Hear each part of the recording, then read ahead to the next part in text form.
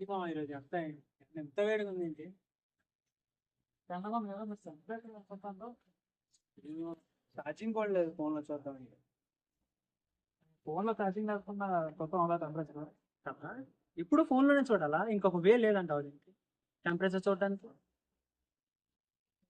Bro, mobile లేకపోతే ఏమైంది? మనకు ఐఓటీ డివైస్ ఉంది. ఐఓటీ డివైస్ తీసుకొచ్చి మనం టెంపరేచర్, హ్యూమిడిటీ, డిస్టెన్స్ చాలా చెప్పచ్చు. మీకు ఎలా చూడాలి తెలుసు అని చూపిస్తాను. టెంపరేచర్ 32 degrees ఉంది, హ్యూమిడిటీ 56% ఉంది. ఎలా చెప్పారు? By using various IoT devices and by running the program in it and connecting various sensors to the IoT device. Okay, sensors ఏమేం చేస్తారో వర్కింగ్ ఒకసారి మాకు చెప్తారా? అలా చేసారు. DHT and ultrasonic sensors, so we can measure distance and the temperature and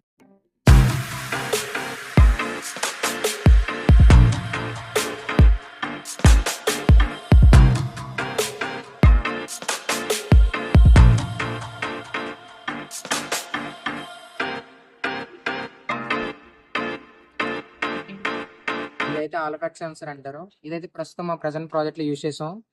so ఇదేంటంటే magnetic pulses ని detect చేసి సెన్స్ చేస్తుంది అనమాట. సో దీని వల్ల చాలా యూసేజెస్ ఉన్నాయి. ఇది మన మార్కెట్ లో ఈ టైప్ ఆఫ్ సెన్సర్స్ చాలా మోడల్స్ అనేది మనకు దొరుకుతాయి అనమాట. ఈ హాల్ సెన్సార్ వచ్చేసి 4 పిన్స్ ఉంటాయి, positive and negative and A0 and D0. ఈ 4 పిన్స్ మన ఆర్డినోకి కరెస్పాండెంట్గా మనం పిన్ చేస్తే మనం ఆర్డినో వెబ్సైట్లోకి వెళ్ళి ఆర్డినో ప్రోగ్రామ్ వెబ్సైట్ రన్ చేస్తే మనకి అవుట్పుట్ అనేది వస్తుంది. దీని యొక్క అప్లికేషన్స్ వచ్చేసి door sensors, speedometer and water flow detection, ఇంకా అదర్ అప్లికేషన్స్ ఉంటాయి.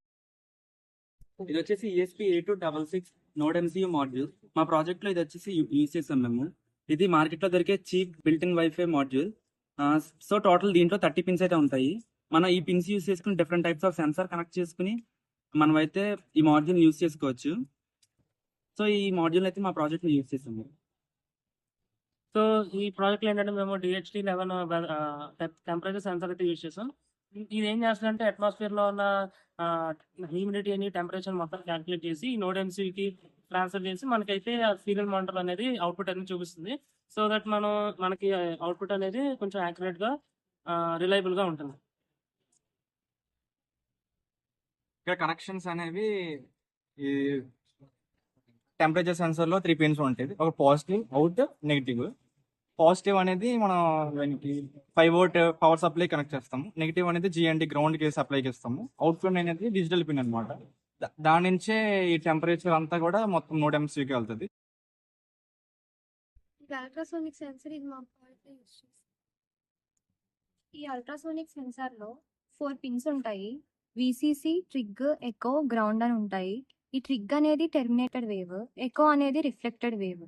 దీన్ని మనం IoT ప్రాజెక్ట్లో యూజ్ చేస్తాము.